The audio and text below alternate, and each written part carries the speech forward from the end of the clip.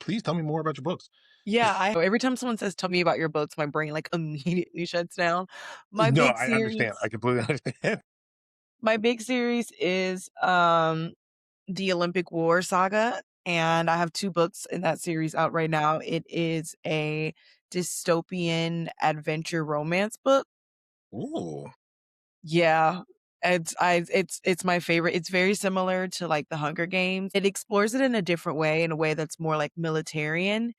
Mhm. And, what does it look like if we fought all these wars and then all of these wars basically like destroyed the US, you know? Whoa, that's so cool. Okay. That's great. I mean, I don't wanna be here when that happens, but, like, that's so cool. No, that's Yeah, really, so really like cool. all of the wars have destroyed, so they fight the wars like we used to fight wars. Olympic Games, how, the Olympics kind of came to be was from the Olympic Games. Okay. And so there's a series of games and battles that 4 people from of the remaining states fights against another country from whatever, remaining people that they have or whatever. Yeah. And it's fight to the death. So whoever Mhm. kills everybody on the opposing team wins. And that decides the war. That's actually really cool. How many people are in each team, if you don't mind me asking? 4. 4, okay. Gotcha. Man, that's a lot of pressure on those 4 people. Yeah. It's That it's it's a it's a lot of pressure, and then they go through, like, a 2-week boot camp, Mhm. and they have to just learn everything that they need to learn in 2 weeks. And most of them, just kinda like the way with the Hunger Games are, most of them are drafted, but, like, randomly drafted, but some of them Okay. are actually specifically chosen. Okay. Gotcha. So it follows the sister whose brother, her twin brother got chosen to be a Mm. part of the Olympic War. And so she volunteers to go with him so Mm. that she can protect him. Oh, that's so cute. That's amazing. I mean, Mhm. that's sibling love right there. Is what you kinda need, especially if you're going into a war situation. So, all Uh, right, let's run our fun intro and then okay. we'll get into it. Alright. Wrong one. Joke's on me. Let's run the other intro. I feel you.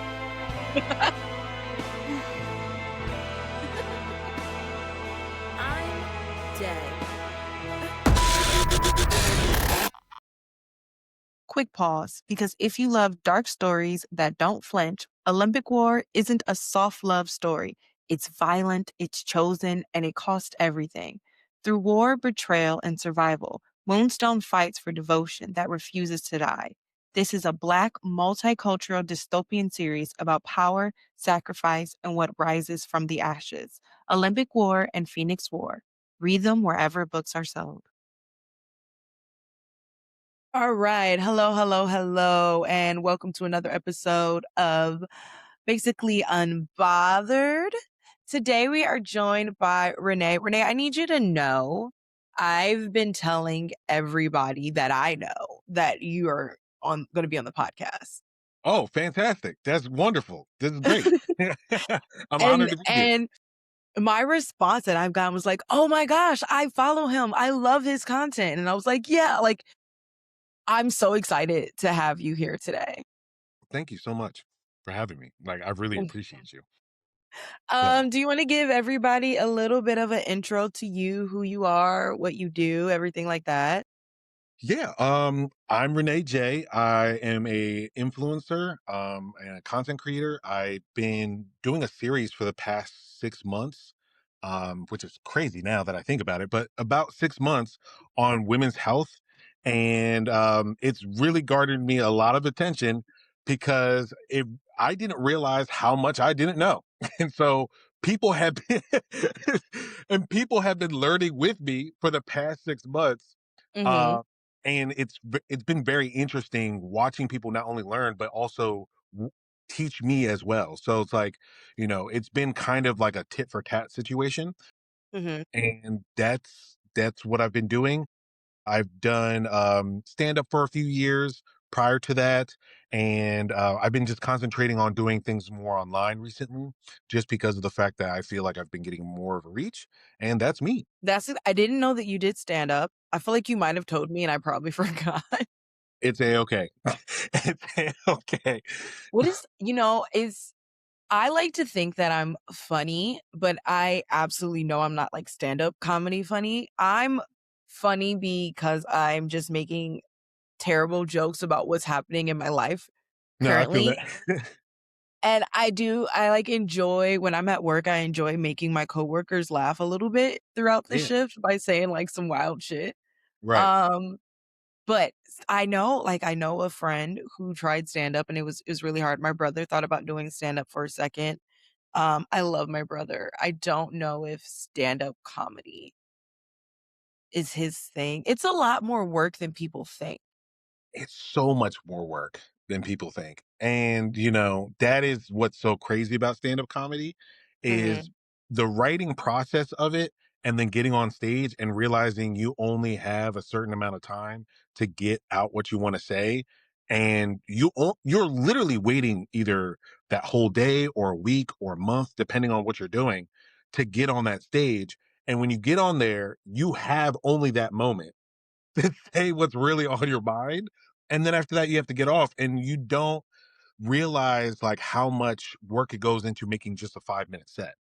Yeah. So, yeah, no, it's not for everybody. And at the same time, there's an ebb and flow. You can have like peaks and valleys at any point in your career. So Mhm. I completely understand. If you're saying like he's not that, funny, or if he hasn't gotten it yet, it takes years for you to figure out who you are, because you have to be who you are unapologetically, basically, or figure out what your story is or what you're trying to portray. And sometimes that can be a character, that can be yourself. It depends on how you want to like roll about it. So, Yeah. but it's a lot of fun though. It's so much fun. It's freeing, honestly. Like doing comedy, doing improv, all that stuff is free. It's so I have a background in theater. Okay. I used to do theater when I was a kid and when I was in high school and I stopped as much as I loved acting. It is a lot of work and it is freeing, but I always tell people you literally have to like dissolve yourself and your insecurities and all of these things to become another person. And when the older you get, when you don't practice it, the harder it becomes because the more set in who you are and the more self-conscious you become. So I could Yeah. imagine that improv would be really freeing. Like maybe one day I'll get back into it again and so Yeah. I could Right. just not be so self-conscious. But the other thing about being in kind of the positions that we are in is that there is a level of self-consciousness that comes with it. Hmm. So right now for me, I'm unlearning being pretty. Okay. Well, what? What does that mean? I've never So heard of that before. I will not post a photo unless I think it is like a pretty version of me. Oh, okay. Got you. Like a polished photo of yourself? Even if it's unpolished photo, I still have to feel like, oh, this is a really cute version of me, right? Yeah. And I won't publish things if I don't think that it's a cute version. Podcasting has changed that for me because I watch my, like, clips and I'm like, "Ooh, I do not like the way that I look today," but I can't not publish it because, you know, Yeah. um, but just learning how I don't always have to look pretty in every single solitary thing that I do.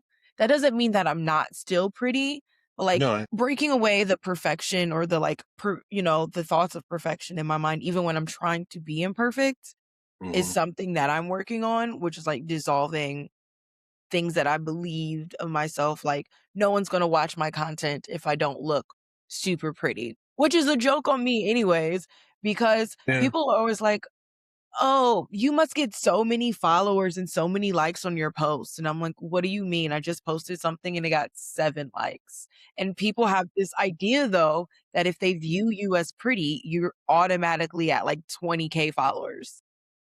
Yeah, yeah. Sometimes I think it could be a detriment to yourself if you're really pretty at times. Like people are afraid to actually like a post because somebody's really pretty because they don't want to seem freaked out or something like that. And I know a lot of people who will just go, "Oh, she looks nice," or "He looks nice," and won't want to And feel we'll just thirsty keep pushing.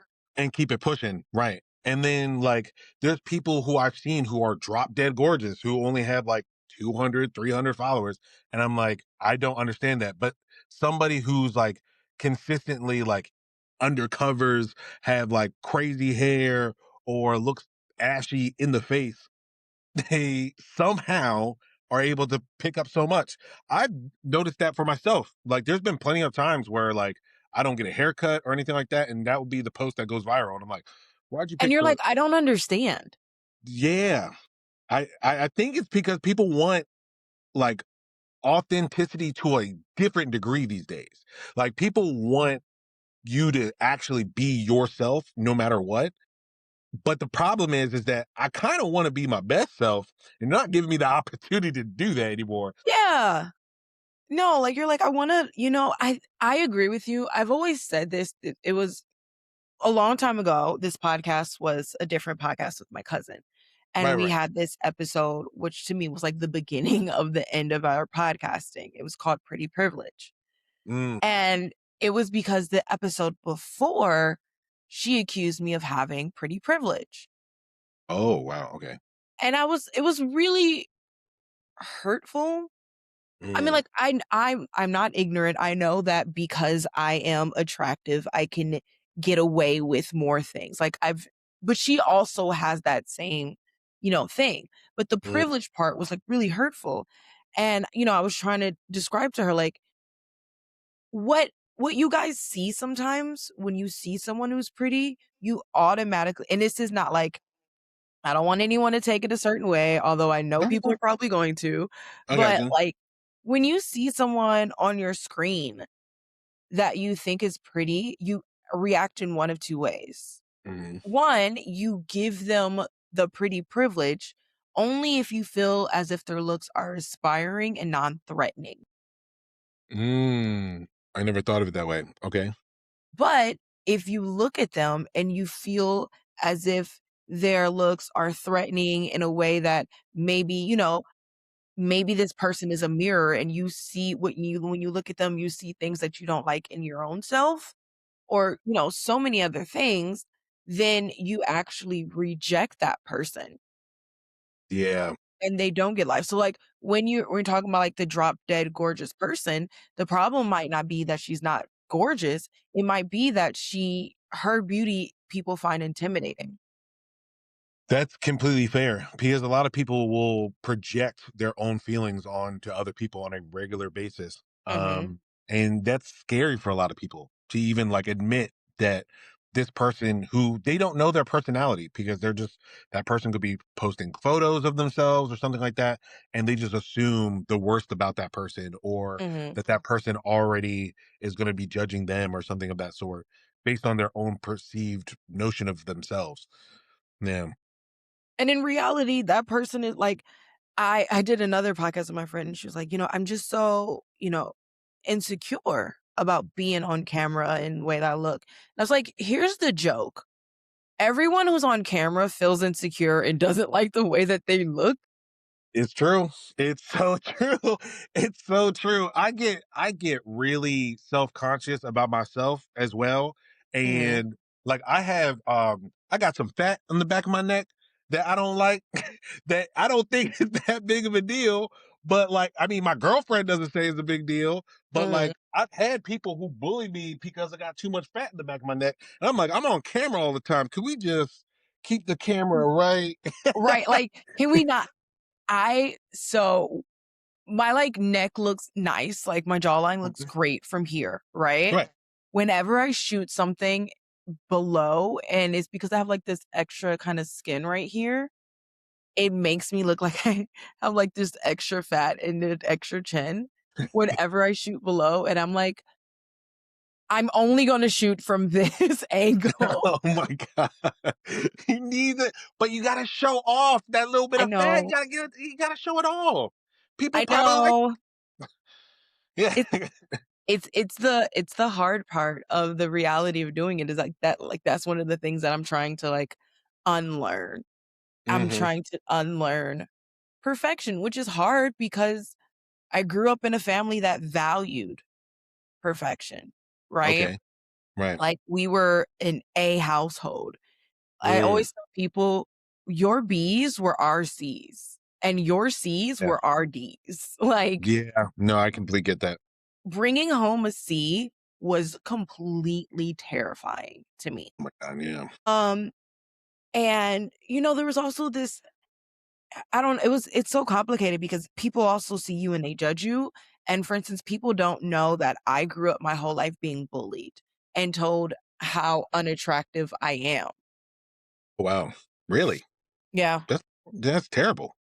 I grew up Well, so yeah, Hmm? like where did you what area did you grow up that you if you don't mind me asking? No, so I grew up in Southfield, which is right outside of Detroit, Okay.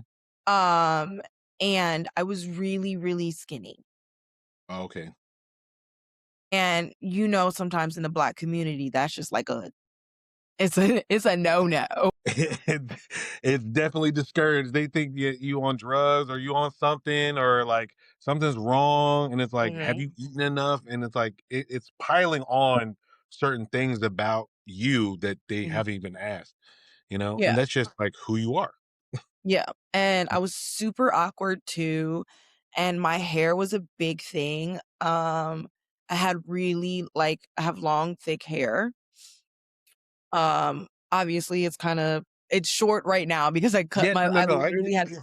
I had really long locks and I, like, cut them off because I'm like, "I can't do this anymore." Mm, Um, but it just there were so many things that were just really awkward about me. I was a really awkward person. My parents were really strict in the way that we were being raised. There's so many things.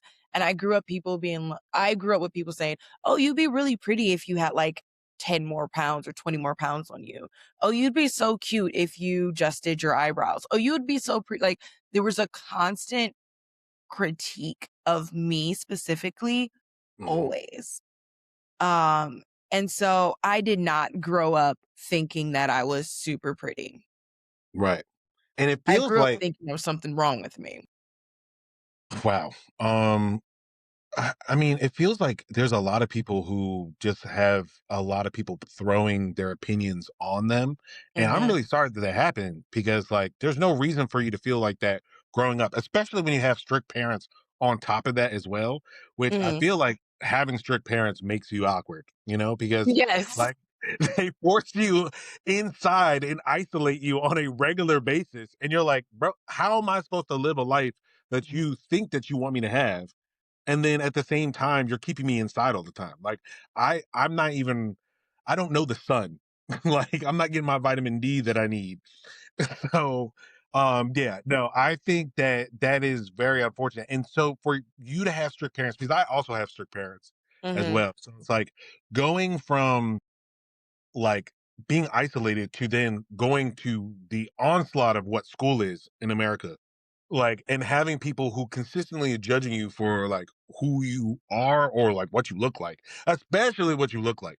Because mhm, when it comes to fashion, when it comes to, like, makeup, or when it comes to how well you groom yourself or whatever, mhm. it's always piling on. So like you had the one spectrum of being skinny. I had the spectrum of like people claiming that I was big. And I look at pictures of myself at that time and I was like, I was so skinny back then. like, like it doesn't make sense. Like I could wear a bra sometimes now. I don't understand how people were saying that about me back then.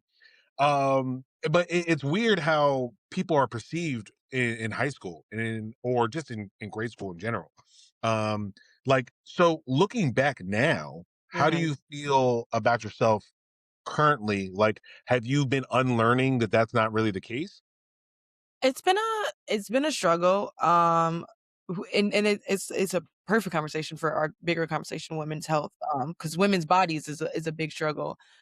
Yeah. Um, I Around this time last year, I actually had a leiomyomectomy, which is a surgery to remove fibroids. Wow. Yeah. That's Um, and we found out that my fibroids had endometriosis, so I have both, which is super rare. Usually you have one or the other, you don't usually have both. is Um, it is it actually rare? I've been seeing so many different things about really? that. Well, that's the thing. There's not much when it comes to the research about it. It's like on one side, it's like you see doctors will say, "Oh, this is completely rare," and they throw up their all shoulders on you. And then the Mhm. other side, it seems like through word of mouth from It talking to like becomes different women, it becomes extensively clear that this is a bigger issue than that you have diseases or conditions that stack up on each other. yeah, Yeah. it's common knowledge that you either have fibroids or endometriosis. Hmm. You usually don't have both, but I did, and so the surgery, they removed 1 fibroid that was the size of a grapefruit. They removed 2 fibroids that were the size of oranges, and they removed 53 other fibroids. That's crazy. Yeah, and That's so I don't even think I, like, fully comprehend it even now. Yeah, I mean, that's a lot to take in general. I, how did you find out that you had fibroids, or like what was leading to that? So, so I had cysts before, Hmm. and I've had cyst rupture. So, usually when a cyst ruptured, I could kind of just, like, power through, right? Usually I, like, knew when the cyst was growing bigger and was getting ready, whatever. Okay. I talked to my doctor because I also have PCOS, which is now becoming way more commonly talked about in women's health. Right. I'm just like a diagnosable Barbie, like, whatever diagnosis, give it to me. So there was this, and I've always had since I was a teenager, I've always had really bad periods, Hmm. and they just got kind of progressively worse and worse, and at a certain point, I was just used to it. The joke is that, like, a couple months before I found out, I got back on birth control again because I was off of birth control, Hmm. and oddly, that worked well for me for a while, Yeah. but I was about to get into a sexual relationship, and obviously when you do that, you wanna consider being on birth control. So me and my partner had that conversation. I got back on birth control. I was on the pill. Quick question, Yeah. if you don't mind me asking, what type of birth control, and I was on the pill the first time. like what hormone was it giving? That I guess that's more of the Oh, question I'm I don't asking. know. Yeah, because that's the more I talk to people about like birth control and stuff, I don't think doctors are really like describing what it is Mm-mm, okay. mm-mm. And that's So I what have the no general idea. consensus. Yeah, okay. I just knew that it was like a low dose thing. But the Okay. problem was when I got on this birth control, and it's so I forget so many things, like I block out so many things because a lot of them my life had been traumatic. But I would not stop bleeding, Mm, like yeah. profusely, really bad. It would not stop. And so I had to get off of that birth control. And then I got, um, what is it? The one that like you insert, but not an The IUD. IUD? Not an You said IUD, the other one. is it the Ring, the coil? NuvaRing. The NuvaRing. Okay. So I got the NuvaRing, and then that was working, better. But I had been during that time progressively having worse and worse periods to the point where like I would wear like period underwear Right. and blow through that in like an hour, hour and a half. Okay. So it That's was crazy. progressively getting worse. And then one day I was on, my period and it was so painful. And I thought I was having, I remember being to my mom, oh, I'm pretty sure a cyst is about to rupture. Right. Hmm. Okay. So I'm at home in so much pain. I can't move for the entire day. Right. Right. Like I'm literally stunned, stuck to the couch. So painful that at certain points I, couldn't even have anything on.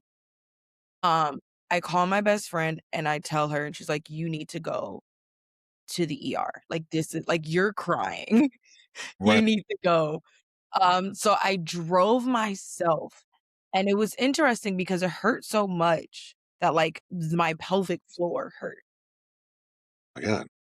And I drove myself to the ER, and it was the worst drive ever because every bump was just, sending shockwaves through my body. Oh. Yeah, because And your I have a pelvic Jeep. floor is having issues. Yeah, and I have a Jeep, I feel everything. My God. And so That's a I crazy story. I get there, I get to the ER, and I'm like, "Okay, I'm pretty sure that a cyst is ruptured, um, and, how do we fucking fix this?" Right? Right. And they're like, "Okay." They, do the intake, they give me Toradol, which is just like Advil or whatever, right? And they're like, "Wait here." They come see me and I'm like, I'm still in they like it's Michigan Medicine Hospital. It's a big, huge, hospital. Okay. So you wait in ER for a while. They're walking around, taking people, and I'm no joke, sitting there crying. Right. To the point where someone stopped one of the nurses that were going on taking vitals. It was like, yo, she's in actual pain. Like, you need to admit her or Right. take her back. Um, and so finally they still didn't have a place, so they put me in a bed in the hallway. And they gave me morphine. Okay. The fact that you got morphine is actually really surprising so far. Like, It was because the pain was just so visible, right? I think it was morphine. I'm pretty sure. That which is not a didn't help. problem. I'm just saying you actually like most of the Yeah. time I've been hearing people don't get help that quickly. So no, but Yeah. It yeah. wa it was only because a white male Mm, said something. right. It be like that. It does. Yeah. So It's really they messed up now. they give me the morphine, and I'm still in so much pain. And they're like, "Okay," and I'm still in the hallway, and I'm just in the hallway crying. Like, crying. So finally, they're like, "Okay." They give me Dilaudid. They give you Dilaudid. Wow. They give Because me the morphine Dilaudid. is not even kicking in yet. They give me Dilaudid, and it's better. Finally, I can, breathe, right? It still Wow. hurts, but I Right. can breathe. Um, then they finally get me into, a ER room. They send me back for tests. I had to get an uteral or intervaginal ultrasound and, on the outside too. So painful. And the tech is I love the tech. She just kept apologizing because Yeah. I was just in and it was mostly on, my right side, but I was just in so much pain. That happens. This is the problem with ER docs. I want all women to understand you are not crazy when an ER doc tells you that there's nothing wrong with you because Yeah. let me tell you. So my ER doc comes and he goes, what did he say? He goes, "Oh, well, we didn't really see any cyst that ruptures in your ultrasound. There were some other things that were concerning, but we're not really sure." Um, and I was like, "I'm still in pain." And he was like, "What?" And I'm like, "Yeah." And I was like, "It's palpable pain. It's not just pain that's existing inside of my uterus. It's pain that if you touch me, it hurts." So he Right. went through all that and he, palpitated and he was like, "Oh, wow." Gave me another Dilaudid. Whoa. comes back and says, oh, now remind you, he had the ultrasound this whole time. Comes back and says, oh, I took another look at your ultrasound and it looks like you have a giant, like, it's so bad that the ultrasound is partly blocked from the fibroid that you have. My God.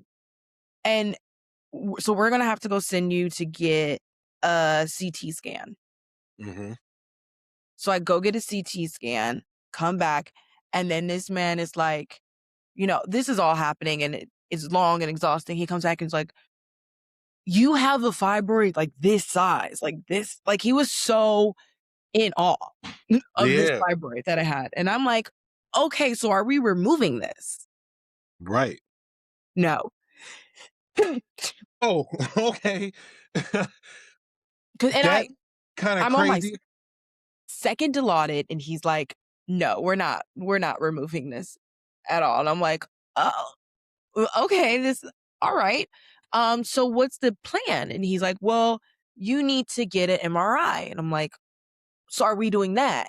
And he's like, no, we're gonna release you and you're gonna have to make an appointment with Why? OBGYN. Now, But a fibroid's a tumor. If you see a tumor the size of this, like you if you're doing Jay-Z signs with the size of the your tumor, I feel like it's time to take it out. like it's because and they were like, it's just not emergent enough. Now here's the and I'm gonna try to make the rest of the story joke. So right now we've said I've You're gotten fine. Toradol, morphine, 2 Dilaudid. I was still in pain, not like significant pain, but pain. So then they're like, I'm like, okay, what are we gonna do? You're gonna send me home in this much pain. Right. So he was like, all right, well, what we're going to do is we're going to give you an oxy and we're going to have you here for like now another hour or two. We're going to see how you tolerate that oxy and then we'll give you a prescription for oxy. Mhm. I need some popcorn. This is a crazy story. Like, this is wild. All right. So they send me home with oxys. I end up not taking them. I think, no, there was another medication. Oh, oxys and oh, I cannot think of what this medication is, but it's like a strong version of like Advil or something. Okay. But like a really strong dose. So they give me those two, right? Send me home. I hate being on oxy, can't do it. So I'm just like, whatever. Call to make an appointment. This is in November. They're like, yeah, we can see you in March. And I'm like, I'm supposed to be in this because I can't get the MRI before I make the appointment. Right. So I'm like, I'm supposed to be in this much pain till March.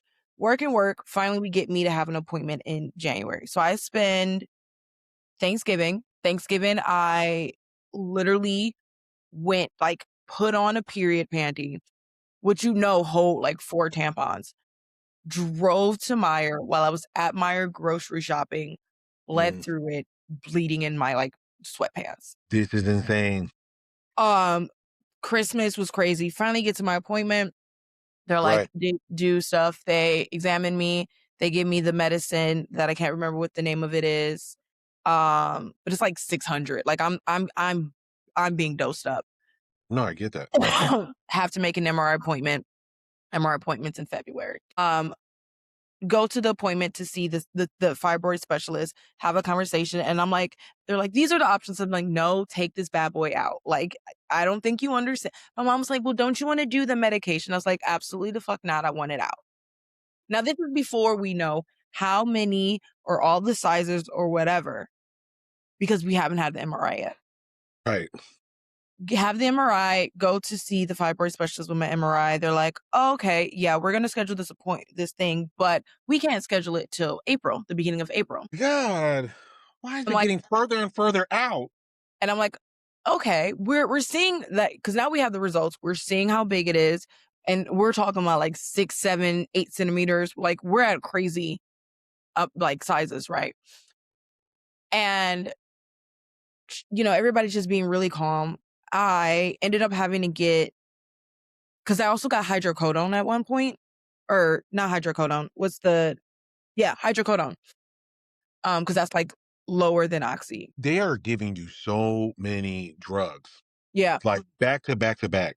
So I ran out of that, and then they were like, "Oh, well, we don't actually prescribe that." So then they gave me muscle relaxers. So I'm taking a crazy amount of just, like, regular, like, 600 pills twice a day, right? Muscle relaxers whenever I feel pain when I get home because I can't take muscle relaxers when I'm going to work. It got so bad that my stomach became what's the word I'm looking for? It was, like, Bloated? bloated, but, like, painfully bloated. Mhm. I couldn't wear jeans. I could I only had to imagine. only wear, like, sweatpants or leggings, so I had to ask for special permission from work. There were times that it was so bad that I would limp around work. I was in constant pain, Wow. and then I also had to be I also had to go to get what is the word I'm looking for? Iron IVs. I had to get 4 iron IVs. Because you're losing so much blood. Wow, so you're basically becoming anemic because of this. Well, I had already been anemic, so You're I already, was, like, yeah. dumb anemic at this point. My first iron IV, my iron was so low that it made me sick to get the iron. That's baffling. So you were fixing the problem, and then simultaneously, it's making you sick at the same time? I've never even heard of that before. Yeah.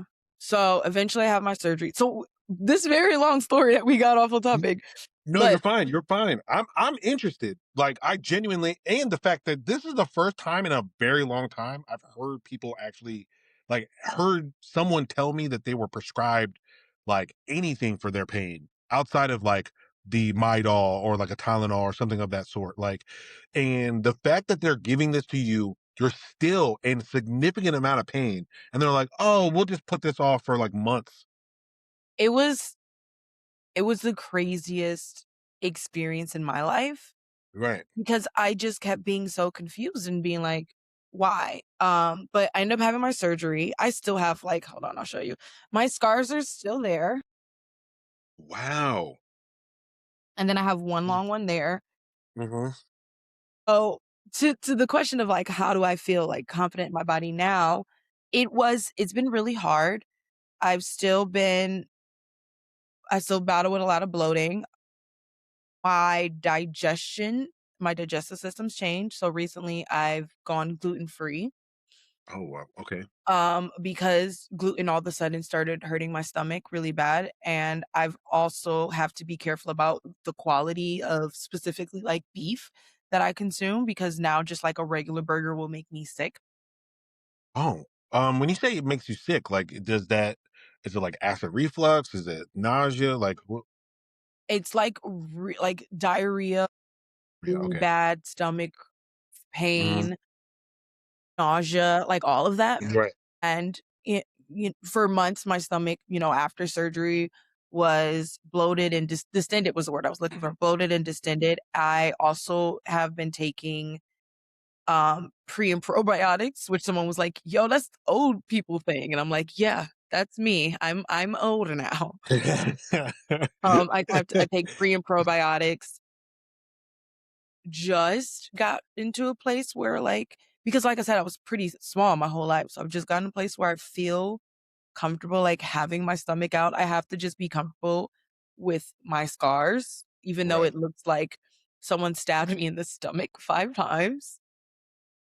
Yeah, I don't think it's that bad, but I understand where you're coming I mean, from like, because, um one part, though, is that people think that I've had a BBL. hey, yo. At I least al you have people saying you thick, you know? So it's there's that, but that's kinda crazy how that's wild. Yeah, I mean, like, a lot of it It's came from because because of scars. I started working out, a long time before this to, like, build a body, and then one day I went out, and I had my surgery stuff, and I was, like, letting my stomach breathe because there were so many complications with that in general, um, and someone, like, just looked at me and he was like, "Honey, honey, look at her," and I'm just like, "Alright, I'm not a" That that's crazy. They insane, think you post-op, that's wild. insane. Um, yeah. Alright, So before we no, go ahead. well, yeah. Oh, no, no, no, you're fine. What was that? Before we what? I was about to say, before we get further down this, because we still got lots of women things to talk about with you specifically, Yeah. let's get into our pop culture roundup.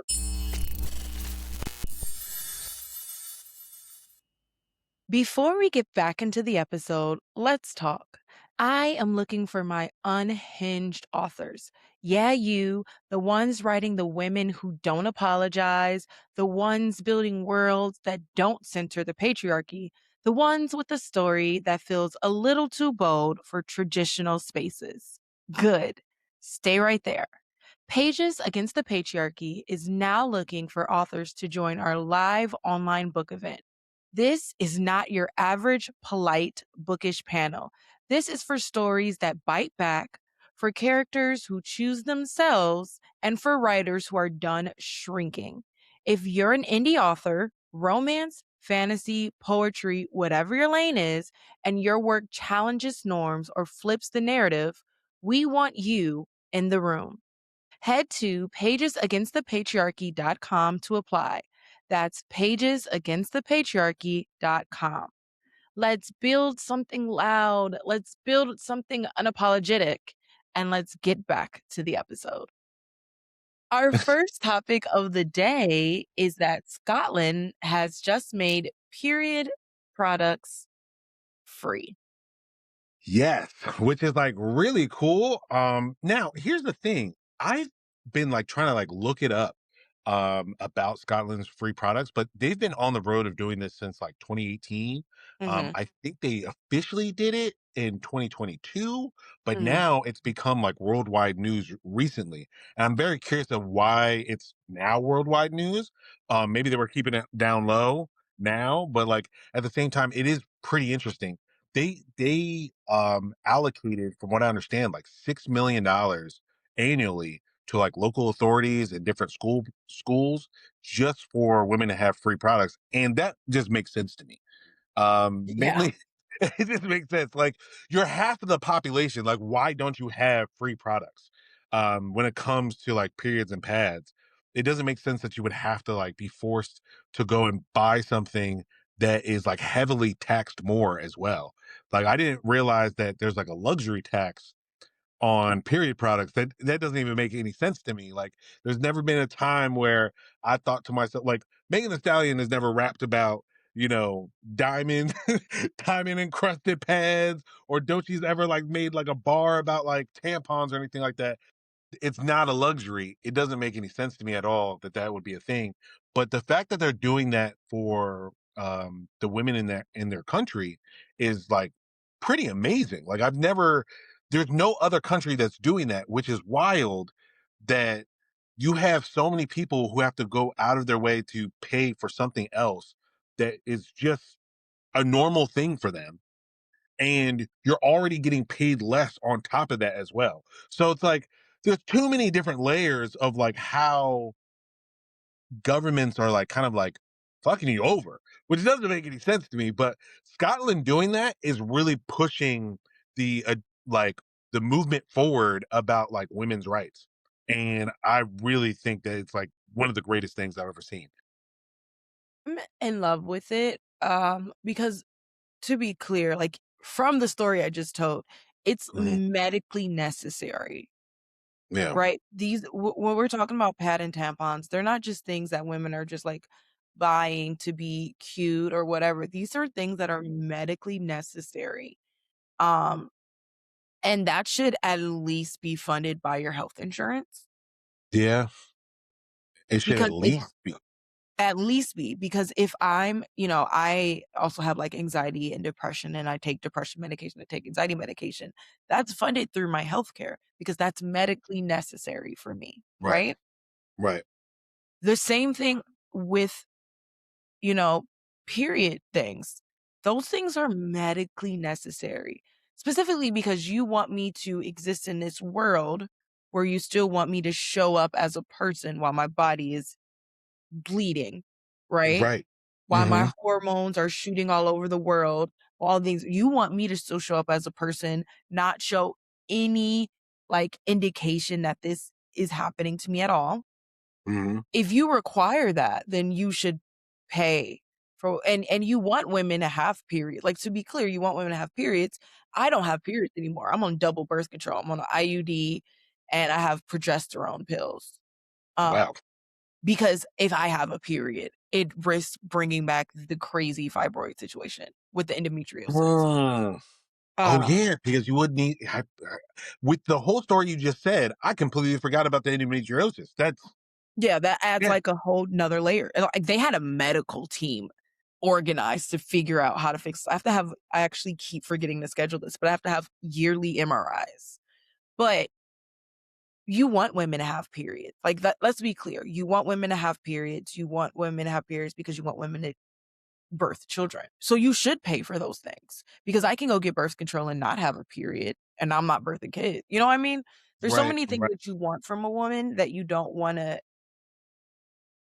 think about. And then yeah, there's a study about how, now we're seeing more period products come into the market, which is Yeah. beautiful because you learn that these period products, like your Always, your Tampax, those big names were designed by men. Yes. Yep. It seems like most of the studies are not only designed by men, most of the studies are also it really feels like there's a lack of understanding what the material can even do when it comes to capturing blood. Like, I mean, I just found out like what 2 years ago, that's when they just started testing these products using blood. I'm not even sure if they're using menstrual blood, which is like a whole nother thing on top of that. Like, if you don't even understand the absorption of what you need, then how are you saying that these products actually work? Yeah. There's very few companies that work with like I mean that design period products that are actually owned by women, which blows my mind because if it's made by you, it makes sense why it would be more popular. And for some reason, they don't get as many looks compared to other big name companies.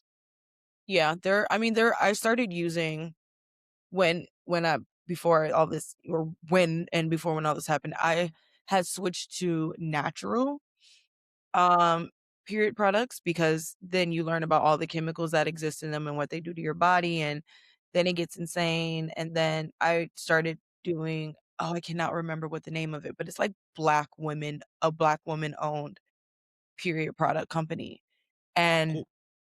but it's so expensive.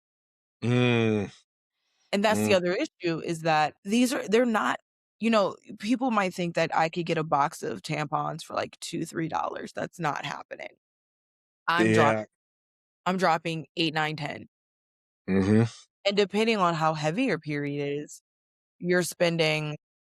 More money for the super pads, the super tampons, like and you have to also have a lot on deck because sometimes they won't sell like I would hate to have to go to the store to get these products for myself and then they only have the variety pack. I don't need nothing with the smalls or the tinies. I don't need anything like that. So it's like I, it doesn't make sense that it doesn't come attached to health insurance or you don't get like some form of free product from the government or some kind of entity. Mhm.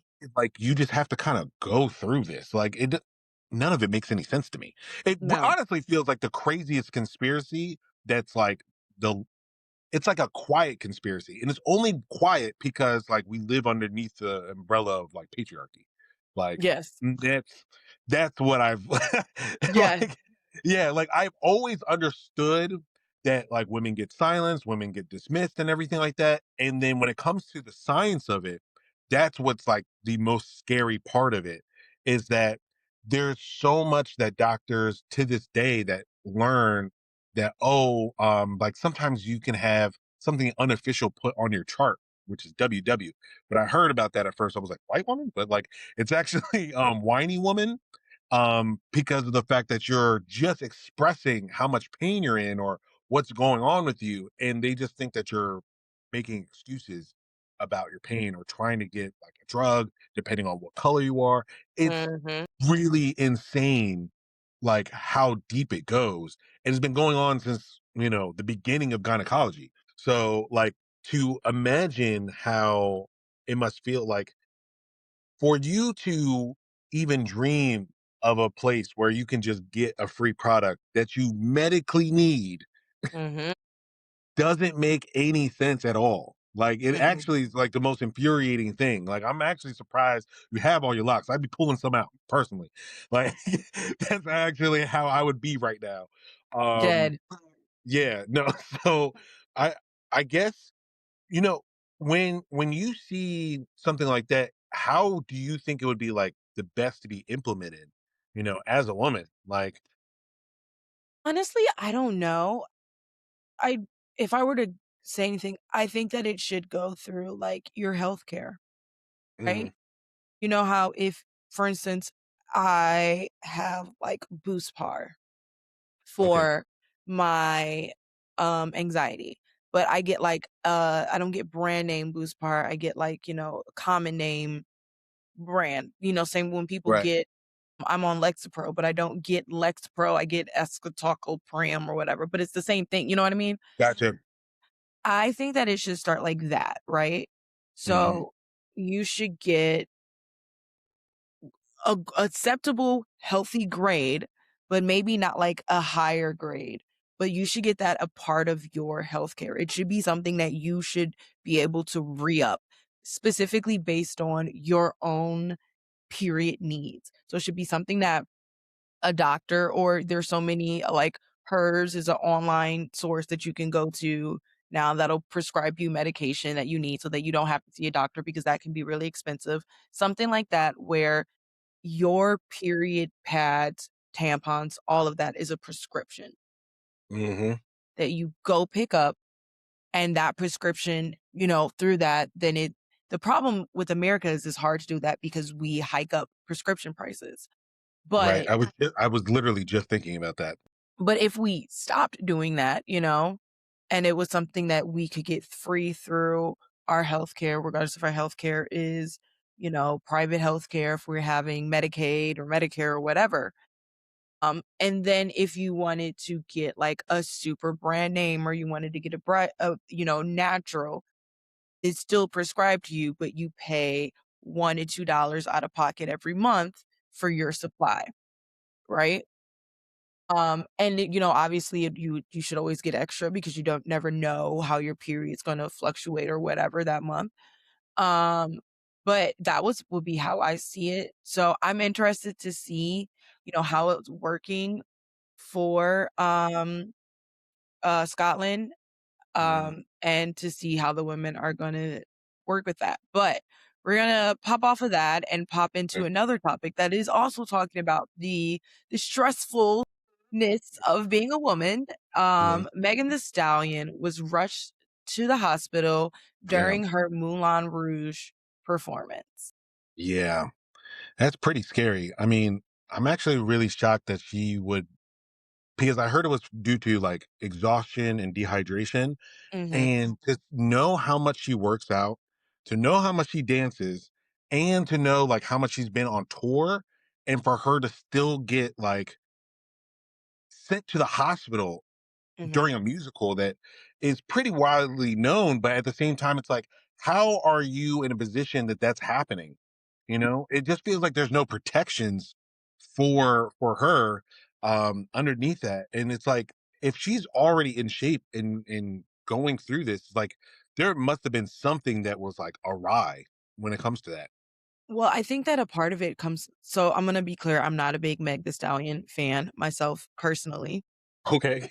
But I'm only saying that because I've said it before in the podcast, and I don't want anyone Yeah. to be like, "Oh, but now she's defending her, but last week she was saying," like, I could not like her as a Yeah. musician, but give a fuck about her as a woman, and admire regardless of how I feel about her music or some of the choices or some of the background, the way that people support her, she's still a woman, and she's still wildly talented, gorgeous, beautiful. Like, those things are still gonna be true.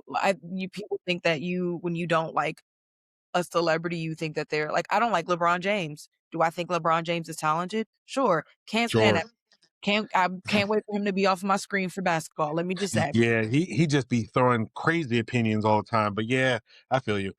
Um, but I say all that to say, I think that a problem is that because she has to be Meg the Stallion and she has to be Meg the Stallion in the theater. A lot of people don't know how intensive being in the theater actually is.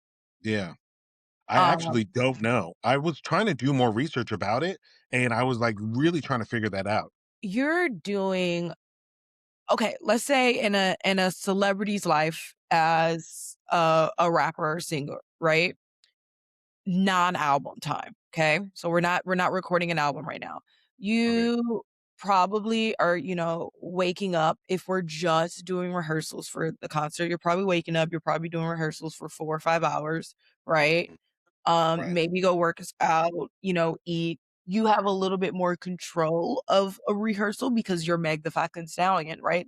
So if you're Mhm. feeling exhausted, you can be like, "Oh, let's take an early lunch," or whatever. In a theater, you have to think it's not just about you, it's about everybody else that's around you. So, Mm. all of these rehearsals, these are 8 to 9 to 10-hour rehearsals, I didn't know the generally. rehearsals were that long. I assumed it was, like, between 3 and 4 hours, not 8 to 10 hours. There's, That's a whole and sh that's just depending on the thing because in theater, you don't get another shot, Mhm. you know? Oh, that makes sense, yeah. So Because it's literally live, yeah. yeah, you have to be prepared for each and every show to be your absolute best. Right, right, Um and considering that she's the first female, performer for what, Siddler, like, Mhm. I mean, that in itself is pressure. So, like, you have to be perfect on top of the fact that you now have to, like, basically uphold the idea that, like, other women can even play this role in the first place. And that, that comes with the hardship of being a Black woman, the hardship of Yeah. being a Black woman and or a Black person in general. Mhm. It's just heightened because Black women are a double minority, Right. um, is that you are representing not only for Black people, but for women. You have to represent for both. You are supposed to be the person that breaks down these doors. That's how Right. you feel. You're supposed to be the Mhm. person that breaks down these doors so that other women can have the chance. You have this significant and severe weight on your shoulders. Yeah, and it seems like no matter what you do, it doesn't Mhm. ever feel like it's enough, It's n you know? and I was gonna say that on top of that, she's probably going to these rehearsals and having to, like, dissociate, become Zidler. But then she's probably having meetings before, meetings after, because she's still Meg the Stallion. Right, right, and, like, when are you supposed to eat? When are you supposed to take care of yourself in between all of that? Like, that's it doesn't seem like you really have time for yourself for a moment. Yeah, Mm-mm. yeah, not at all. I mean, the fact that she's back on the show is pretty impressive already, but at the same time, like, feel like you need a little bit more rest if you were already rushed to the hospital. I read her statement and she's like, "I only need to rest for a day." And I'm like, "Honey, sweetie, baby girl, I need you." And I've been in that position, right? Like legitimately, I had it's a little swollen still compared to Mhm. like my other pinky. It's a little swollen Yeah. still and it's still a little crooked. I sprained my finger at work Oh, wow. Okay. and worked the rest of my shift. And see, you gotta go home when that kind of stuff Right. happens. But, like, I always have this thought in the back of my so we know that there are stereotypes about Black people, like Black people are lazy. Mhm. And whether people wanna admit it, whether people want to, like, take responsibility for it, it's always in someone we talk about implicit bias. Sometimes it's always in someone's the back of their mind. Yep. And so I feel like I have to always work harder as a woman and as a Black woman to prove that I can do it just as much as anybody else can, that I could be better, that, I didn't help close as much as I wanted to with my coworkers Right. yesterday because I was diffusing a situation. Mhm. And then I felt so apologetic because my coworkers had to work harder because I Right. wasn't working. And that's just kind of the name of the game, right? Yeah. Days you slack and other people don't slack. I don't feel like I can slack. And I think Right. Meg the Stallion feels the same way. Like I can't slack. We don't know how hard her team might have had to fight for her to get this role. Right. You know, w and the other thing is that when you're a celebrity, and I'm gonna say this again, and I say it almost every podcast at this point, I wanna be well known, I do not wanna be a celebrity. When you are a celebrity, people expect more from you, and people are always watching you, and not just, like, the parasocial relationship you have with your fans, but your Right. next project is watching you. Yeah, you always have to perform for the next thing. Mhm, And that's what's so scary about being a celebrity or being in this industry in general, is that like no matter what, if you have like one moment where you slump off, they're going to feel like they can't trust you for the next project. On top of the fact that they might think some kind of stereotype about you because you're black or because you're a woman. mhm, Oh, she's making a lot of excuses. Oh, she has an attitude when she's describing her pain, or like it's always something. It's mhm, always something.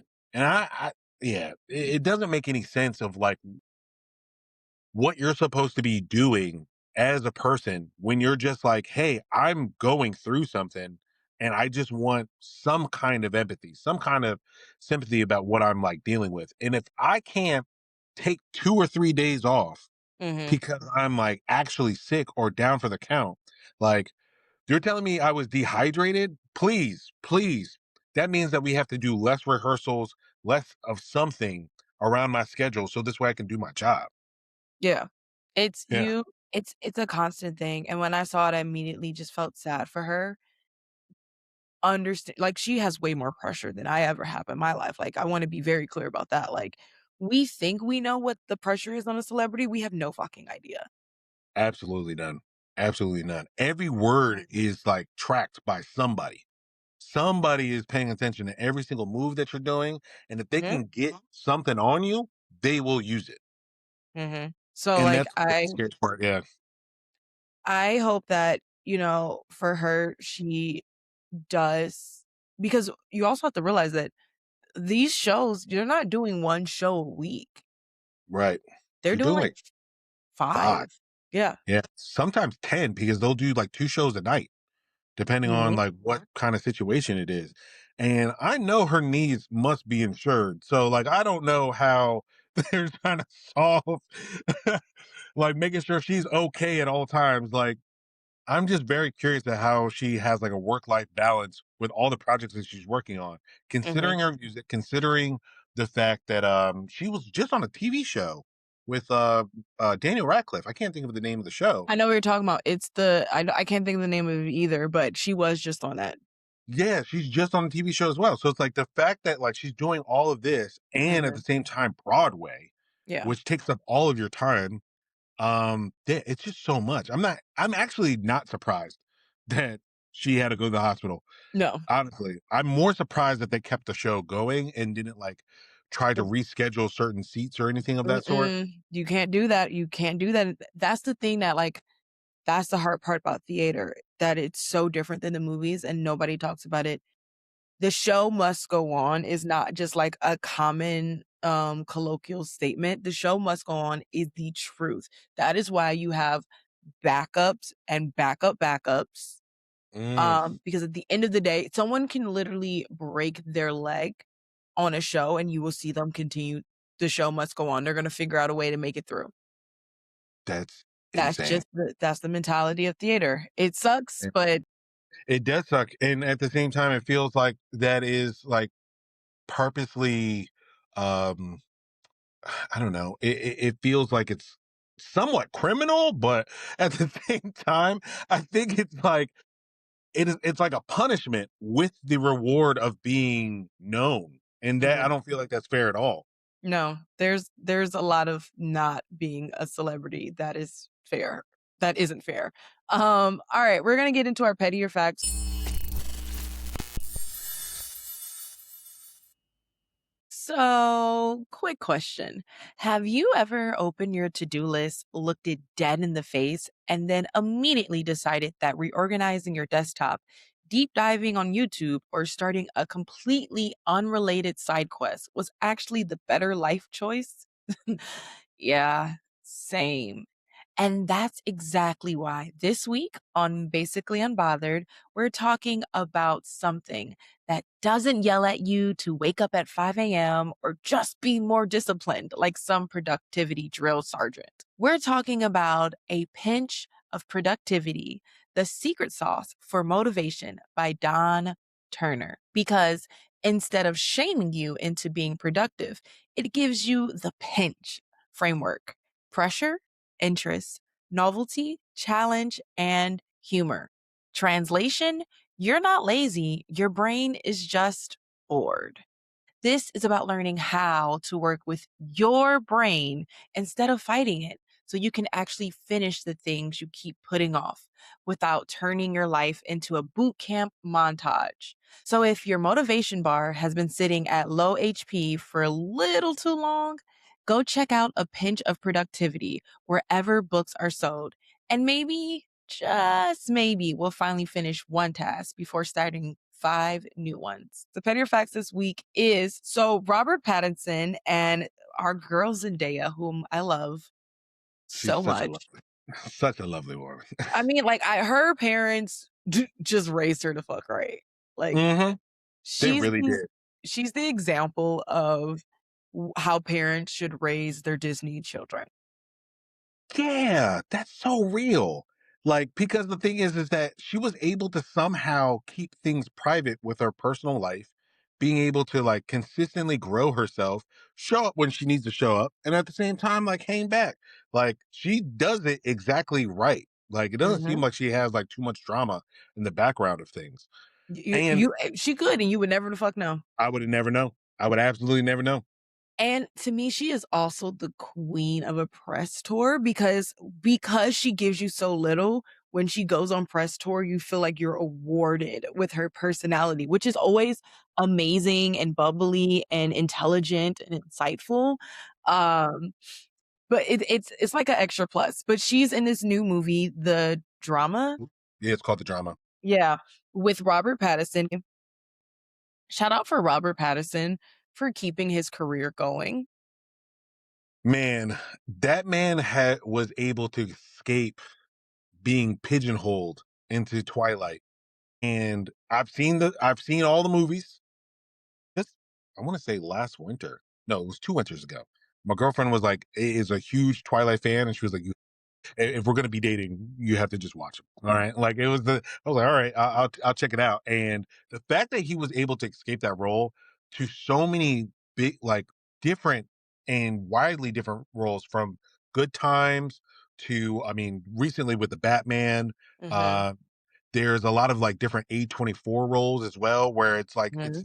not necessarily like huge big name, but it's more like indie films. I mean, A24 is like the name in indie films right now. Yeah, they're doing such a wonderful job with what they're doing. And I think it's mainly because of the fact that they're just looking for directors to really express things that you don't see anymore, Mhm. which is like just standalone movies. I don't need a franchise no more. I don't need sequel after sequel after sequel. Like, I don't need a franchise. I don't need this same thing being done over and over and over. That's why I love A24 now. I love all these movies that are coming out right now. So, um, while Robert Pattinson was doing this and I also love the promotion that they do because it feels a lot more raw and real, but they asked yeah, him a question about Team Edward or Team Jacob. okay, And Robert yeah. Pattinson said, "No one was Team Jacob. It was just a marketing tactic." And you know what? That feels so real. Okay. That feels so shady, but so real. Yeah. Because I remember growing up seeing that promotion, and it was always Team Edward, Team Jacob, Team Edward, Team Jacob. And I Mhm, saw people picking sides, and I never really watched it before, right? So mhm. when I started watching the movies, and I'm like, there is no Team Jacob. There is absolutely none. He is consistently cucked throughout the whole movie, which is like a weird thing to say, but like at the same time, like he never got the attention from I can't even believe I'm saying this out loud, but he Yeah, never I got mean, the he didn't. attention from Bella. He never got the attention from Bella, he never was in this place, but everybody somehow Somehow was trying to like make it seem like those two even belonged together, and that was even like like it was really Jacob just paying attention to her, and that was really about it. I mean, the fact that um what what happened at the end where like he, like, falls in love or he imprints on Renesmee, and it's the fact that he imprints on like the child, wild. I can't even believe that that was even included in the movie. I can understand that that happens specifically in the books, and you yeah. want to rewrite it for the movie. But yeah, no, Robert Pattinson. I don't even think he's petty. I I think don't he's think it's being petty. real. I think I it's think low-key facts. I think it's I no, low legitimately key facts. Like he was telling the truth. no, you're right. Jacob never really had a chance. We've Mhm. decided that, Robert Pattinson was just spilling out facts. The Yeah, Jacob right. timeline was stupid in general. But now we're gonna pop off of our pop culture and our pettier facts, and we're gonna talk more about you. Oh, okay, yeah. I just wanna talk about how you got onto the subject of women's health. Okay. Yeah, I mean, I was just as I mentioned earlier, I was talking about the periods. I mean, sorry, the lack of study around using sorry about this. Okay. The lack of research around period blood being used on tampons and pads. Mhm, I just was just mentioning that in one of my posts because I was kind of baffled by that in itself. mhm, And then that went viral. But then what was interesting is I was just stuck reading all the comments and women mhm, just coming out and saying, "Hey, have you heard about fibroids or have you heard about adenomyosis or endometriosis or any of these mhm, things?" And it caused me to go down like a deep rabbit hole to the point where now I'm going to the library to like actually like find books about this because or just about women's health in general because I realized that like not only is there a lack of research in that, I didn't do any of my own research. Like I besides the idea of knowing women, mhm. you are half the population. Like it is so crazy Yeah. that now I'm talking to like different men and everything, from like my friends to family members and everything like that, and just like explaining what I'm learning, and they have absolutely no idea what I'm even talking about in general. Um, and that kind of like blew blew my mind the fact that there's so many people who just kind of ignore who they're around. Mhm, Um, and so after that, I was like, okay, I'm gonna just th- while I was learning, it was like I'm now 10 days deep, just telling people what I'm learning and everything like that. And then all of a sudden, that 10 days turns into 30, turns into 50. We are close to 200 days at this point of just doing research. Um, but it's interesting because of the fact that like I'm actually genuinely interested. It's something that I feel like just should just be a normal thing. Like I don't think you should be able to like date women if you don't know anything about women's health. Uh, I mean that's kind of unpopular, but like I really don't think you should yes. be able to. I really don't think you should be able to just go out and give opinions on either women's bodies or women socially in general if you know absolutely nothing. And a lot of men do because we're kind of force fed that you do know everything, that women are just men with different parts. Mhm, Um, and so, like for example, I found out I want to say halfway during my journey that like toothpaste, for example, something as simple as toothpaste is not designed for women for the most part. You know, mhm, um, that like women's saliva is more acidic, so because of that, you need more basic use of toothpaste, like baking soda, for example. If like your toothpaste has baking soda in it, that's the type of toothpaste you need to like make your teeth more healthy, just for mhm, you. That kind of stuff is the reason why I just kept on making these videos because of the fact that it's like if I'm finding out And then now I'm teaching not only men but other women about this stuff. Mhm. That there's a gap. There shouldn't I should not be in the place that I'm in talking about this if we had the right protections and everything. And it started radicalizing me that that women just don't have any protections when it comes to their health and rights. And I've been seeing the progress that we've been having, but it doesn't ever feel like enough. Because if you look back a couple years when it comes to anything, you realize, oh, we are either cutting funding to something, we are they just started doing the research on it. There's even if you did the research, you have the ability to get help for any of the things that you need help with. You still have either doctors dismissing you, or if that doctor wants to help you, your insurance is now fighting with you on getting it covered because your insurance doesn't believe it's a huge medical issue, and it's just like a rabbit hole of things. And it brings me to the point where I'm surprised more women don't bite men. Like, I just don't understand why you're not feral to a certain point. I need you. That is so that's like I don't know, have you seen the Taylor Frankie Paul thing that's been going on? Mm, It's about, like, domestic abuse and reactive abuse, and she, like, ends up throwing a chair or several, like, stools at her significant other, and what we don't see is all the things that he said about her hmm. beforehand, and that's one of the things I've been trying to, like, advocate for, but that statement in itself, like, w why aren't women more angry? Like, we get so mad when women get angry at the treatment of them and the treatment that men give them. Right. We should be more angry. You should. You should. You've been like systematically oppressed so much Mhm. that you are told to be gentle and to be soft and all that kind of stuff. And I understand the ideal behind it, but at the same time, nowhere in the animal kingdom, for the most part, women are soft or gentle. They're usually the protectors and the providers of their family units. And so if you're in a position where a man has said something crazy to you, dismissed you, or anything like that, you have to do so much and so far beyond to advocate for yourself. Mhm. Like, I mean, just a couple days ago, I was talking about, I'm trying to remember what exactly I was talking about, right?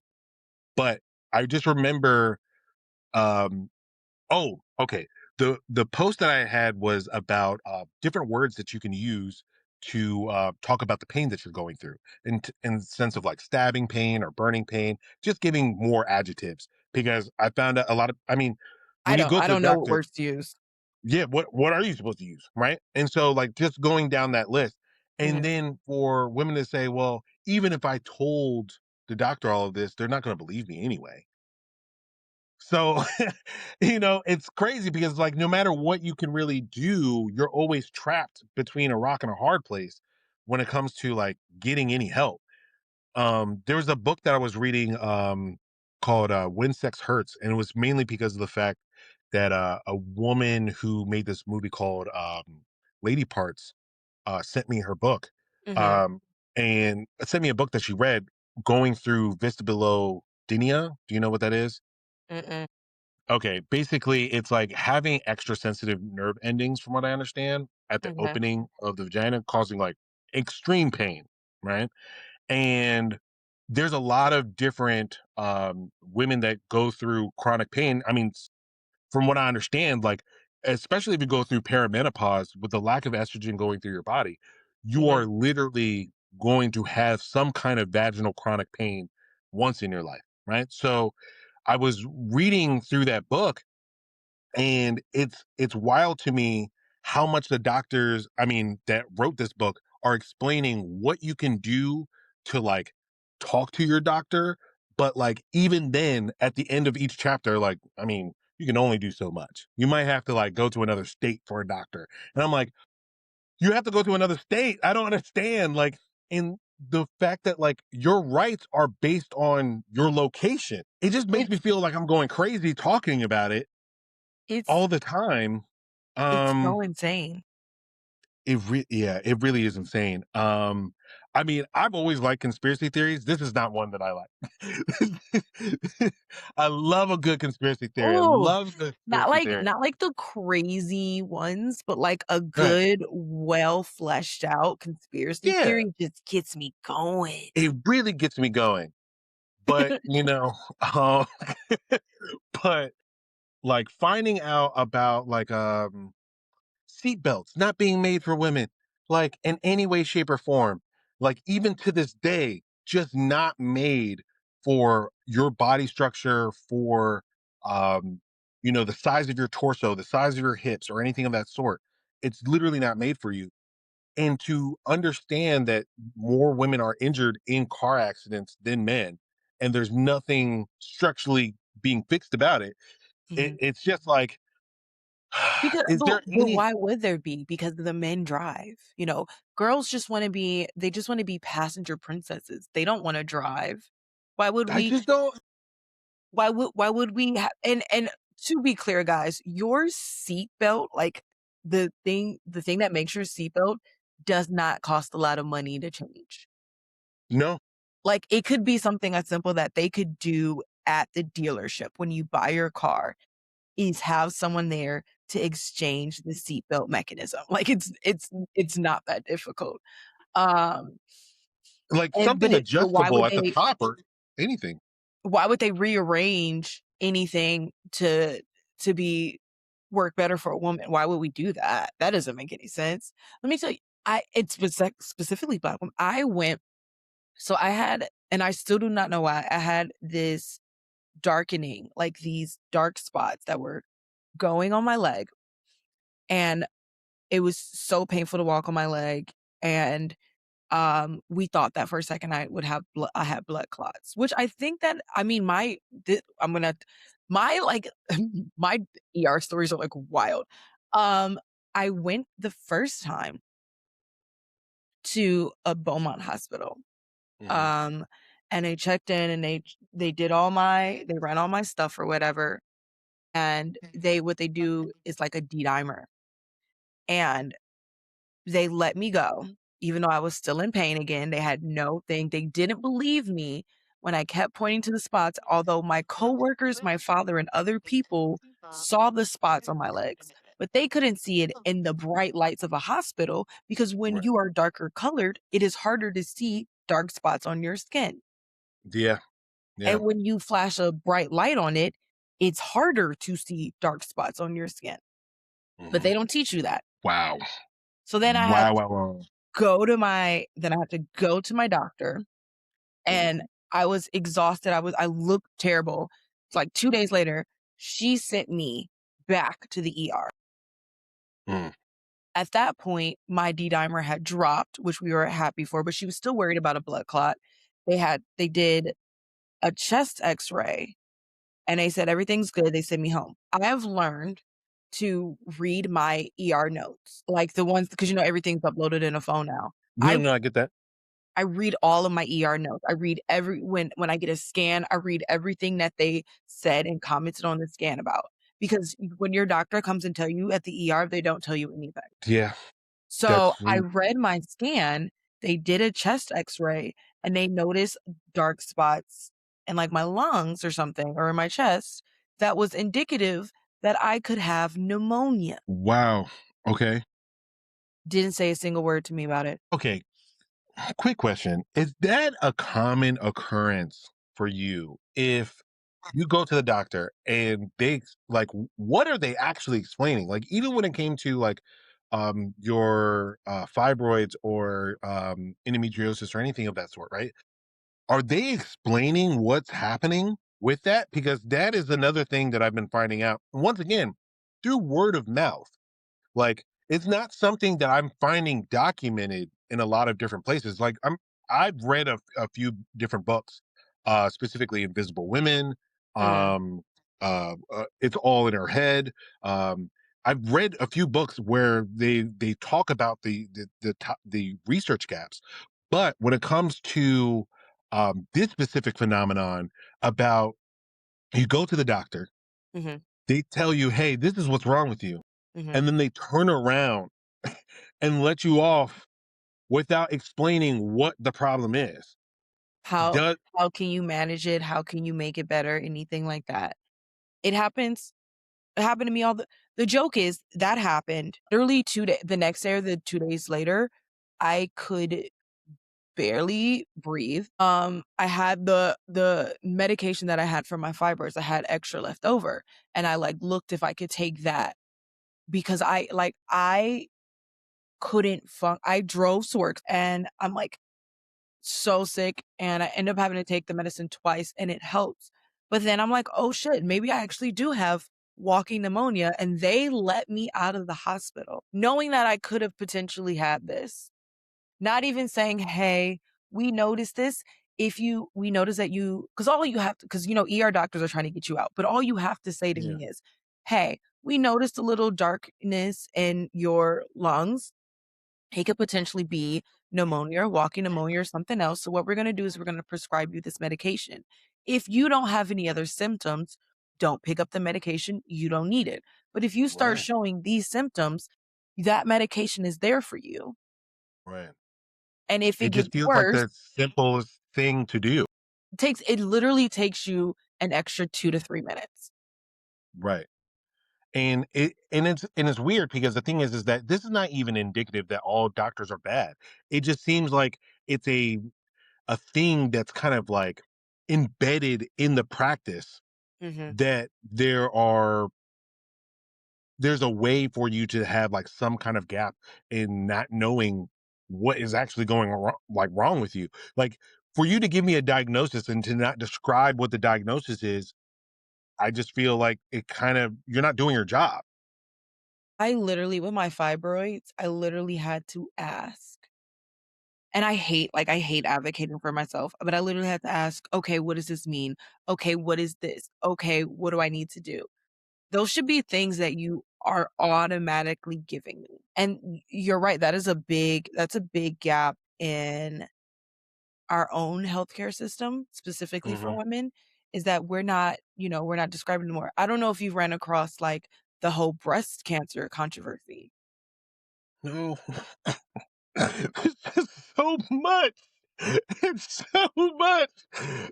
They will so if you have breast cancer in your family, or if you Mhm. maybe were doing breast cancer and you found a lump, or like, checking yourself, find a lump.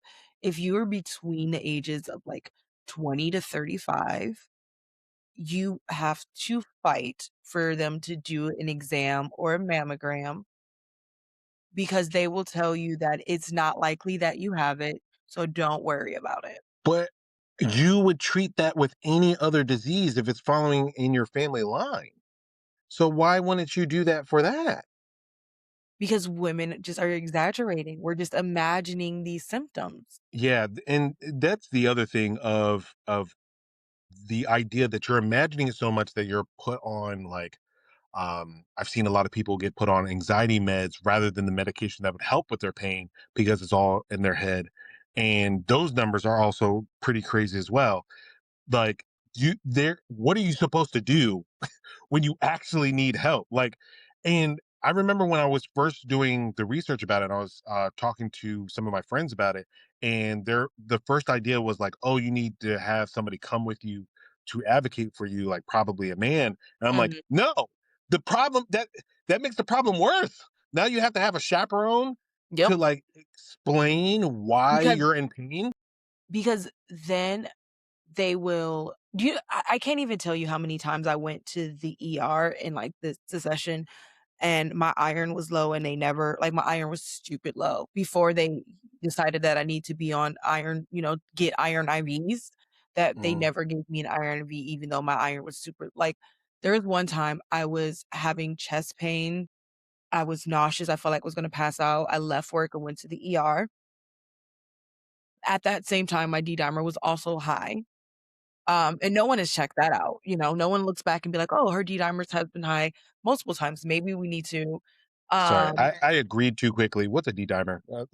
I it's like a I test, realized I saw myself shake my head up and down. I was like, "Wait, I don't know what that is." it's a blood test, and I don't know what it's testing for, but it's like a pre-test to see if you have blood clots.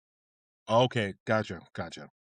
Um, And so I was having all this chest pain, and my mom was like, so my mom has stage 4 breast cancer. Um, Okay. and so she's had to get iron IV, so she's very aware of, like, how your body will react if you need more iron.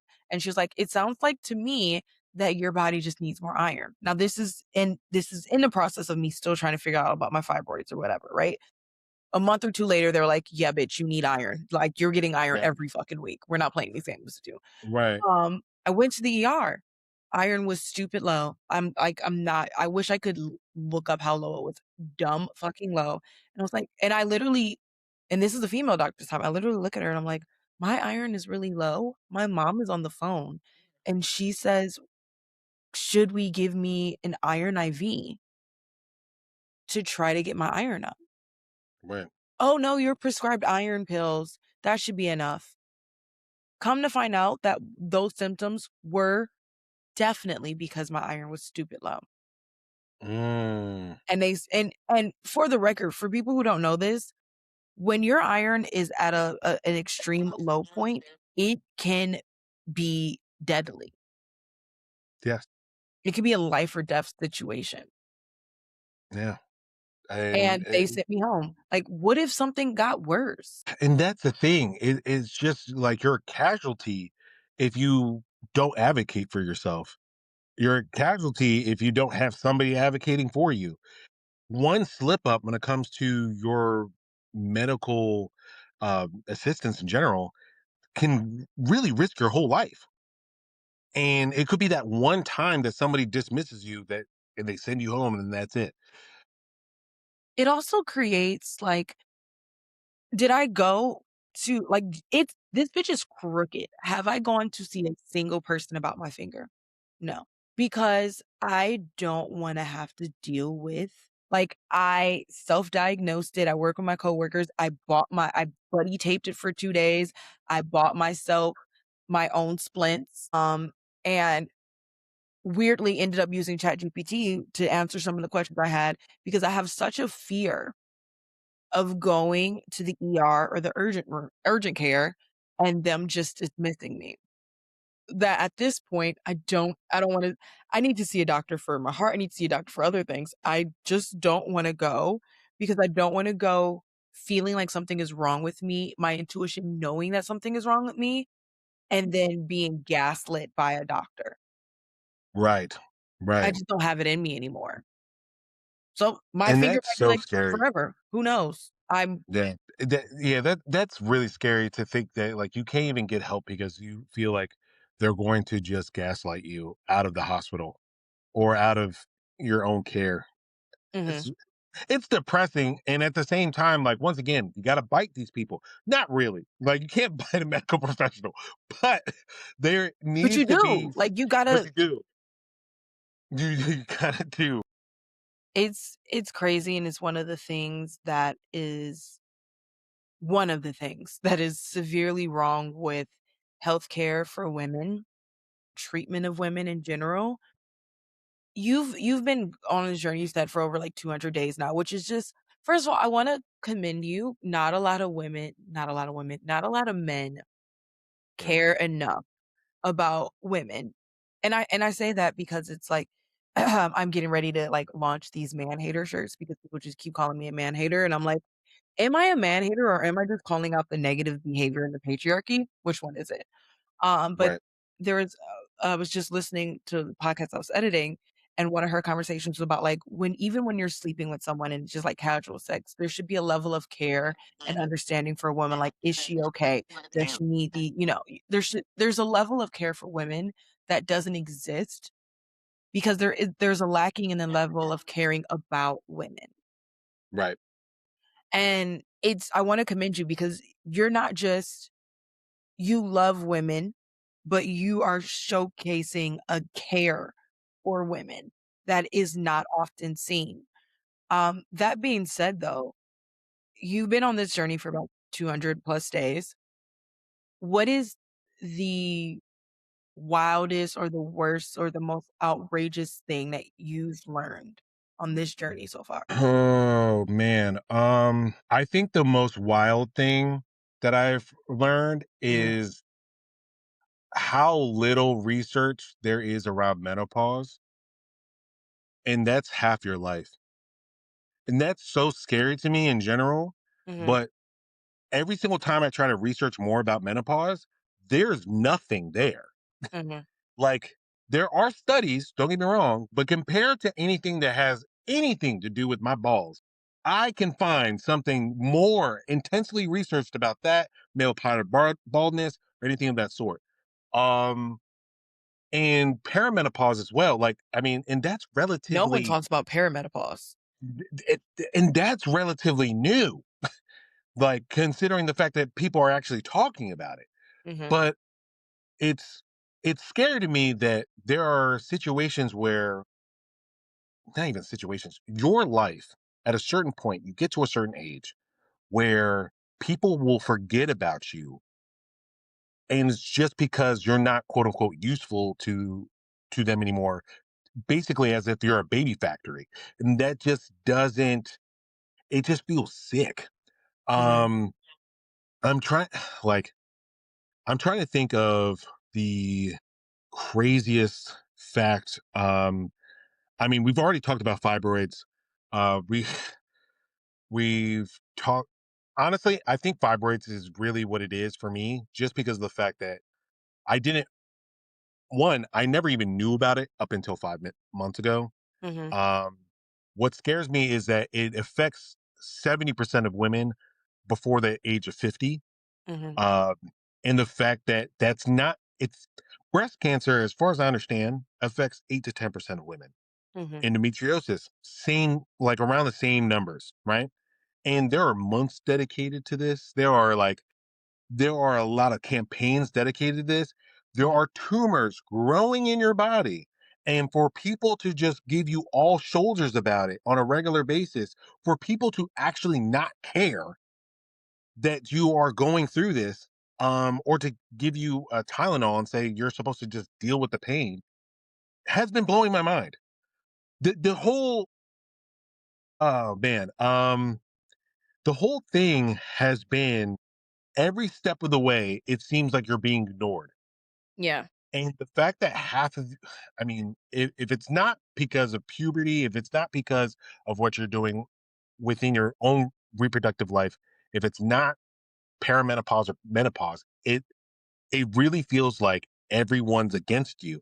It, and I don't want to come to that conclusion, but the more I do research, it does feel like that. It feels like there is somebody who doesn't want anything from you outside of have sex, have babies, clean, cook, and then that's it. mhm, Uh, but yeah, menopause would probably, I'm gonna focus on that for a second. Is the fact that there's like barely any research on that, mhm. um, has been really scary for me, because there's not a lot of things that you can do when your body's failing you. From what I understand, when you're going through menopause, the lack of estrogen in your body is would cause you to have osteoporosis. Um, and I mean, the stereotype of being a frail old woman, and for it to just, now that I understand that that is something that's a part of your biology, and for Mhm. no one to really try to fix it, I want to bite people. And I want to fight everyone. And yeah, It's that's kind a of where I'm at. it's a like, people get so frustrated at women's anger towards men, and there was this thing that I saw that said, "Women hate men as a system, and men hate women as people." Um, but there's this anger that men have about women being angry, right? They're so Yeah. irritated with us being angry. And you're right, it involves a lack of understanding of what we are constantly having to go through. And in this instance, we're just talking about medically, but I mean, Right. there's so much more to it than medically, but there's this constant battle that you have to face every day just to get treatment, to be treated equally, to, fight the stereotype. There's so much that goes on that is like, I don't hate you as a person. I hate the patriarchy. and everything that it has created that has decided that women's care, women's mental health, all of those things just don't matter as much. And and I want to reiterate, it is the patriarchy. And the trouble with it is that men benefit from the patriarchy, Yeah. so they have a hard time wanting to dismantle it. Mhm. And I understand that, like, to be clear, if you were the CEO of a company and someone's like, "Alright, cool. Well, we're gonna have to dismantle this, and you're gonna have to be co-CEO with another person, and your advantages and things you're gonna get are now gonna have to be shared," or you would feel this chokehold. Yeah. Get it. But at the same time, the system is just so stacked against women. And there's just not enough time spent, like, I got a lot of hate last year because there's now a mental health awareness month, Okay. and that is shared with pride. Well, there's only 12 months of the year. It's kinda crazy, but okay. And I mean, it's Yeah. kind of crazy that the Yeah. patriarchy contributes to the fact that we need to have a pride month in general, In the and first now place, we yeah. have to share it. There's so many other months that you could have. Like, Yeah. I would even take January, have January. You know, January wouldn't have been a bad idea. It wouldn't have been a bad idea. But Um, take January, share it with November. I don't know, like, yeah. and I'm not saying that men's mental health doesn't matter, but it's like men's No, mental it's not health, that. it just shouldn't matter at the expense of everybody and everything else. And that's the biggest thing, is that to protect men, the system, it means that everybody else who doesn't fall into that category has to suffer. Right. And Right. again, it's a system. It's systematically Right. pressing down information about women so women don't have the information, so they don't have the power. Pressing Mhm. down information about our bodies, not teaching people about women's bodies. Right. Like, when I go to health class, I shouldn't just have to learn about my own body. I should have to learn about the body of my partner. Right. And they do teach that, but they only teach it in 5th grade or, like, in middle school, depending on where you are. Yeah. Some states don't in general, you know? Because they Some view it as, it's like, "Oh, I don't want my little girl or my little boy to learn these things," and it's like, now you're teaching sex, and it's like, it's not sex, Right. You're just it's learning about the science. human body. There's no reason that you should be learning about the body through osmosis. Like, I shouldn't just have to learn randomly throughout my life. I should know multiple times throughout my school curriculum Mhm. about the bodies of the people around me and understand how it works. And it shouldn't be separated, and it shouldn't be divided because we're not emotionally mature enough. I hate that bullshit. Let's be clear. Your emotional maturity is simply based off of what people do and do not allow you to have when you are a kid. There are certain things that have to be, like, built upon, right? Right. But when Mm. you're in high school, you should absolutely have the emotional maturity to learn about men and women's body in a group setting. I'm just gonna be so fucking for real. Mhm. That's the whole Eh, point of high school, is to establish more emotional maturity and to get you prepared to go off into college if you're doing all of that. And you if we're preparing you to go off to college, we're now understanding that life skills need to be taught. So now there are classes about budgeting and things like that. How are we gonna say that we don't want these kids to have sex until marriage, which we all know that's not gonna happen, but at least we don't want them to have sex in high school. But then you send them to college and you haven't even taught them enough to know how to protect themselves or their bodies. So college students are going off and getting STIs and getting all these things and getting women pregnant because they simply don't have the knowledge. right. It's a wild take. It's But not I a wild take at all. I mean, it's STI awareness month, you know? Like, the fact that there's a lot of different STIs that a lot of people don't know about. They don't know Mhm. how common they are. I They don't know mean, what signs to look for. no, I'll be the exactly. I'll be the first one to say that I have had chlamydia Mhm. twice from the same person. Mhm. Okay. How do you get it? Because chlamydia doesn't show symptoms in men. Right. Right. And the fact that there's that and HPV as well. There's not many symptoms in men, if any at all, and there will be symptoms for you. And that's how you're going to find out that you got it from this person. So people treat you as if you're nasty or you're disgusting because you have this thing, and you could be having consensual sex with your partner who you are exclusive with. And they just don't know because at one point in time they were having consensual exclusive sex with another person and they may have gotten it. And they just never knew because they didn't show symptoms, and then they passed it on to you.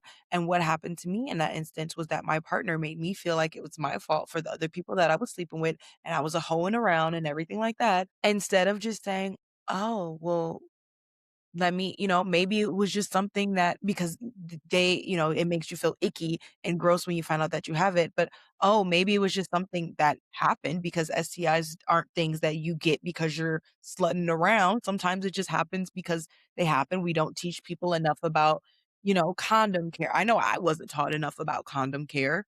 Right.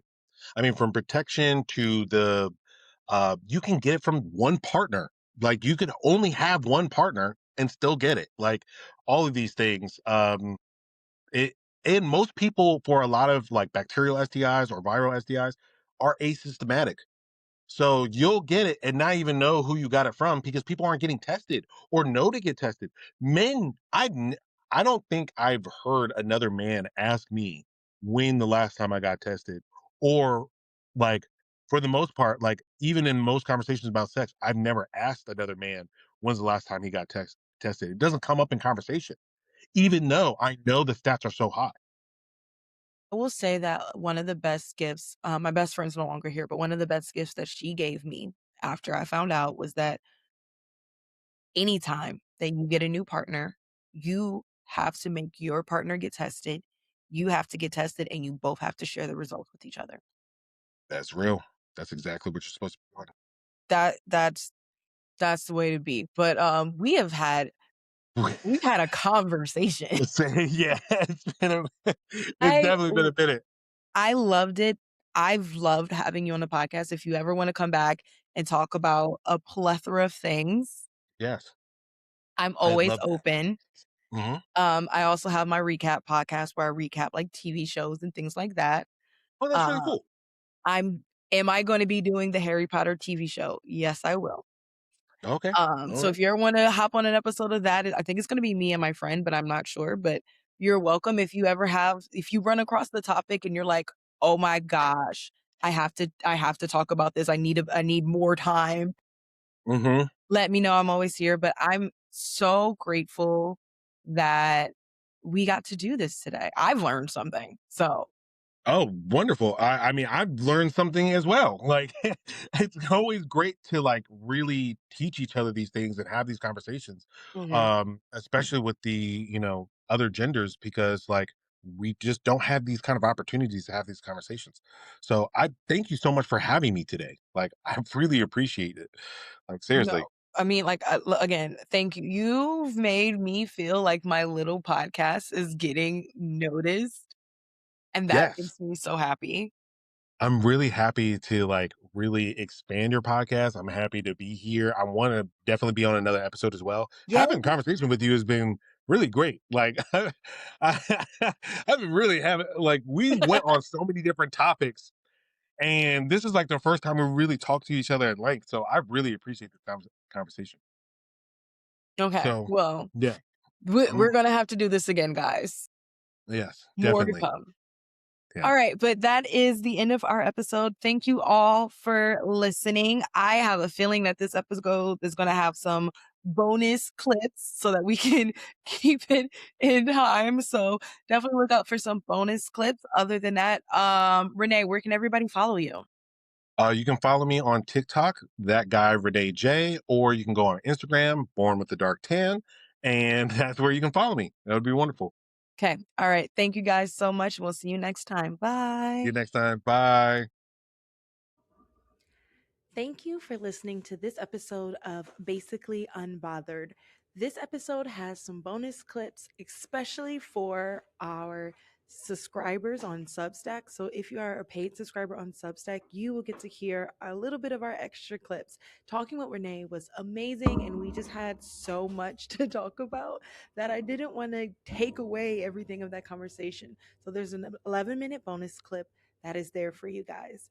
And please don't forget to like, review, and subscribe, Basically Unbothered, and go tell your bestie that this is the new best podcast you've ever heard. Bye. Gabby Gabs Podcast.